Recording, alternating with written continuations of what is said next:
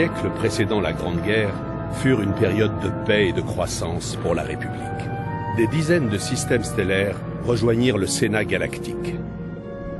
Cependant, pour l'Empire Sith, ces siècles furent marqués par une accélération rapide des préparatifs de guerre, effort dans lequel les Sith firent preuve d'une coopération et d'un sacrifice surprenant.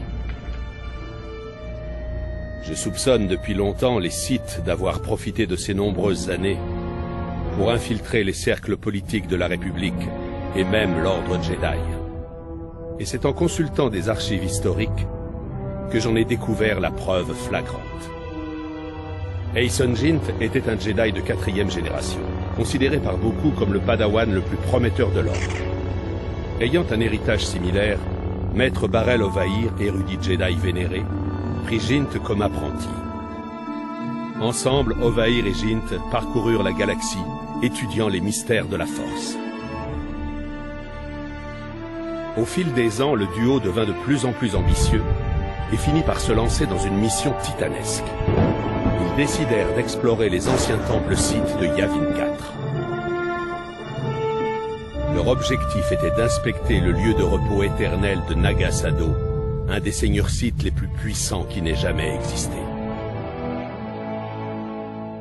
À leur arrivée sur Yavin 4, Ovaïr et Jint découvrirent que les guerriers Massassi de Naga Sado avaient survécu depuis tous ces siècles. Les Massassi étaient à l'origine une sous-espèce Sith, formant la base des toutes premières armées Sith. Mais Naga Sado soumit ses partisans Massassi à des expériences atroces, faisant d'eux des monstres noirs maîtrisant la force. Jint et Maître Ovaïr se défendirent vaillamment contre les Massassi, mais ils furent vaincus et obligés de s'enfoncer au plus profond du temple.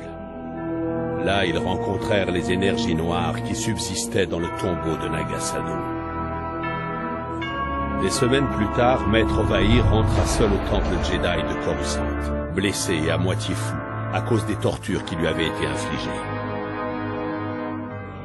Au terme d'une lente guérison, Maître Ovaïr raconta les atrocités qu'il avait affrontées et la mort tragique de Jint. Plusieurs années passèrent.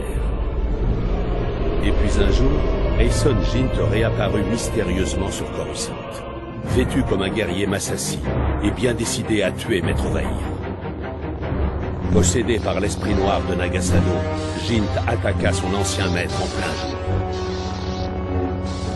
L'affrontement violent entre les deux hommes eut lieu sous les yeux de la République.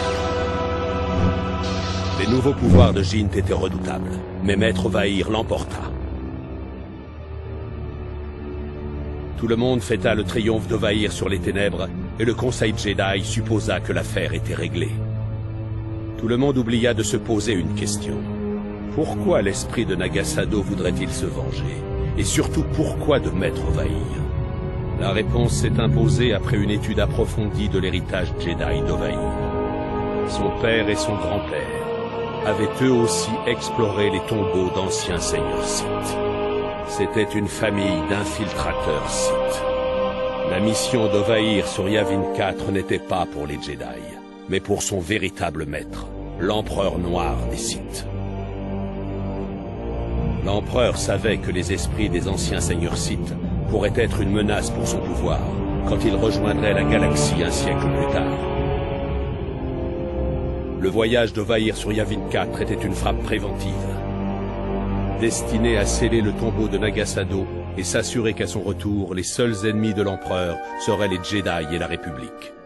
Il est très regrettable que nous n'ayons découvert la terrible vérité au sujet de Maître Ovaïr plus d'un siècle trop tard. Bien sûr, cette révélation soulève de nombreuses questions. À quels autres obscurs subterfuges Ovaïr et sa famille ont-ils participé? Ce sera le point de départ de mon prochain rapport.